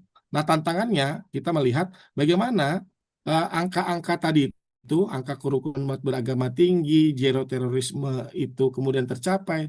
Ternyata kalau kita lihat itu tidak lepas dari sumbangsih dan pergeseran metode dakwah kita dari yang bersifat kolektif kepada individu. Jadi metodenya adalah kita mengikuti arusnya begitu Cahadi. Jadi dakwah kita tidak lagi berbasis ormas, dakwah kita tidak lagi berbasis partai politik, tapi dakwah kita berbasis individu. Syafaat aktif di komunitas sepeda. Cahadi aktif di komunitas halal. Maka pendekatannya melalui ruang-ruang sempit itu, ruang-ruang kecil itu, ruang-ruang individu itu. Atau sekarang gerakannya teman-teman motoran, geng motor itu dijadikan tempat ojek dakwah dan seterusnya. Atau komunitas-komunitas padel, kemudian komunitas pingpong, komunitas-komunitas teater, komunitas-komunitas stand up, itu menjadi ruang-ruang baru bagi kita. Dan itu menurut kami, menurut kita semua, itu adalah pergeseran metodologis dalam penyebaran dakwah yang sangat konstruktif, yang sangat progresif. Selain tentu saja ketika kita sudah masuk ruang-ruang baru, jangan lupa kemasannya juga harus baru. The old wine but the new bottle. Anggurnya boleh lama gitu. Isinya boleh kitab kuning, tapi penyampaiannya harus dengan lagu, dengan nada, dengan kemasan yang baru, dengan botol yang baru. Kira-kira demikian, teman-teman semuanya, terutama Mas Ahmad Suedi yang mengajukan pertanyaan penting dan istimewa. Terima kasih. Oke, terima kasih Kang Syafaat. Waktu sudah 20.17. Mohon tahan dulu Kang Syafaat sebelum nanti Kang Syafaat mau closing. Ternyata Pak Kasubdit kita masih ada di sini Kang, masih menyimak dari awal sampai akhir tadi ini. Oleh karena itu kami persilakan kepada Pak Kasubdit untuk menyampaikan closingnya dan terima kasih telah dibersamai dari mulai awal sampai akhir ini. Kepada Pak Kasubdit dipersilakan. Closingnya terima kasih Bung Syafaat, juga Mas Hadi, Mas Syaiful Hadi, juga kawan-kawan semuanya. Terima kasih. Makin sehat Pak Syafaat ya. Semoga makin bugar dan terus bisa menyertai kita semua. Terima kasih. Lanjut saja Mas. Oke, terima kasih Pak Dadi atas kebersamaannya sampai saat ini. Dan kembali ke Kang Syafaat, masih ada waktu sekitar 5 menit untuk closing statement. Dipersilakan Kang Syafaat. Ya, makasih Cah Hadi. Saya kira tidak banyak yang kami ingin tambahkan selain tadi itu kita agar senantiasa berpegang pada ujaran-ujaran dan sanad-sanad keulamaan kita, baik yang disampaikan melalui kitab-kitab maupun keilmuan yang saat ini berkembang dalam media-media populer ya. Dan tentu saja saya kembali mengingat pada pesannya Pak Quraish Shihab bahwa kita sebagai aparatur negara, kita sebagai seorang moderat itu tidak mudah. Kita butuh 3 syarat dan 3 syarat itu mudah-mudahan bisa kita miliki.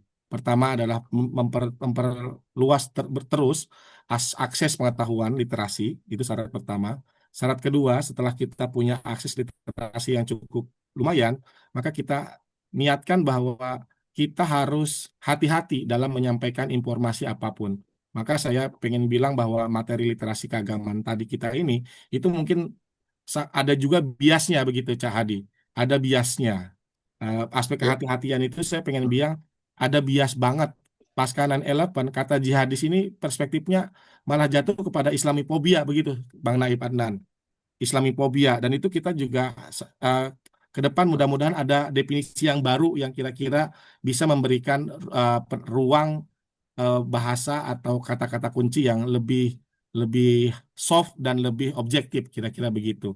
Aspek kehati-hatian ini menjadi penting karena saya merasa bahwa kata moderat dan seterusnya itu juga mungkin di masa depan juga akan bergeser, entah maslahat atau dalam konteks sekarang Pak Menteri sekarang euphemismkannya dengan dua arus besar, yaitu moderasi beragama itu dikembangkan pada konsep yang baru atau konsep yang lebih halus, yaitu cinta.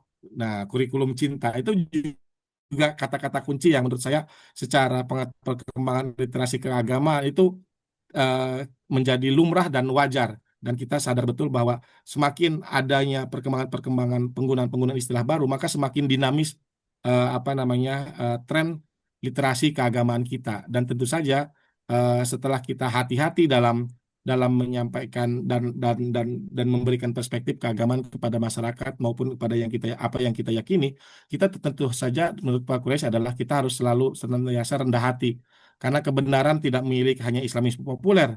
Kebenaran mungkin bisa juga berada di kelompok-kelompok atau di organisasi atau di ranah-ranah yang lain. Tugas kita ya terus belajar dan apa namanya, kalau dalam konteks Indonesia ya tingkat kebelajaran kita itu berada dalam dua kewenangan. Kewenangan syariat dalam hal ini tentu saja dalam makosid dan kewenangan konstitusi. Terima kasih, mungkin itu penutup dari kami, Cak Hadi. Atas segala kekurangan kami mohon maaf. Allahumma fiqil akum itarik. Assalamualaikum warahmatullahi wabarakatuh. Waalaikumsalam warahmatullahi wabarakatuh. Disampaikan terima kasih wabarakatuh. kepada Kang Syafaat yang telah memberikan materinya pada malam hari ini. Saya tidak perlu menyimpulkan kembali karena sudah sangat banyak yang bisa Bapak Ibu semua simpulkan. Sekali lagi saya sebagai moderator mohon maaf jika tidak semua pertanyaan bisa ditanggapi, tapi mudah-mudahan kita bisa memberikan ruang-ruang diskusi lebih lanjut di grup maupun di tempat yang lain. Akhir kata dari kami mohon maaf atas segala kekurangan, terima kasih atas segala perhatiannya. Ihdinas siratal mustaqim. Assalamualaikum warahmatullahi wabarakatuh. Jangan Waalaikumsalam bergeser dulu, kita wabarakatuh. foto dulu biasanya. Iya, baik, Bang Naif biasanya foto. baik. Oke, silakan. Kan Teman-teman semuanya yang ya. teman-teman yang berkenan menyalakan kamera, monggo. Kita ada 8 slide di sini. Izin slide pertama, 1, 2, 3. Slide kedua, 1, 2, 3. Slide ketiga, 1, 2, 3. Slide keempat, 1, 2, 3. Slide kelima, 1, 2, 3. Slide keenam, 1, 2, 3. Slide ketujuh, 1, 2, 3. Slide terakhir, 1, 2, 3. Baik, terima kasih semuanya. Sehat selalu. Sampai Amin, ketemu. amin. Sampai ketemu Amin, minggu amin. depan. Terima Terima kasih. kasih banyak. Sama deh gitu ya. Amin. Ya, Iya, yang Shalom. belum Terima yang kasih. belum mengisi absen silakan mengisi daftar hadir di link drive yang sudah disiapkan.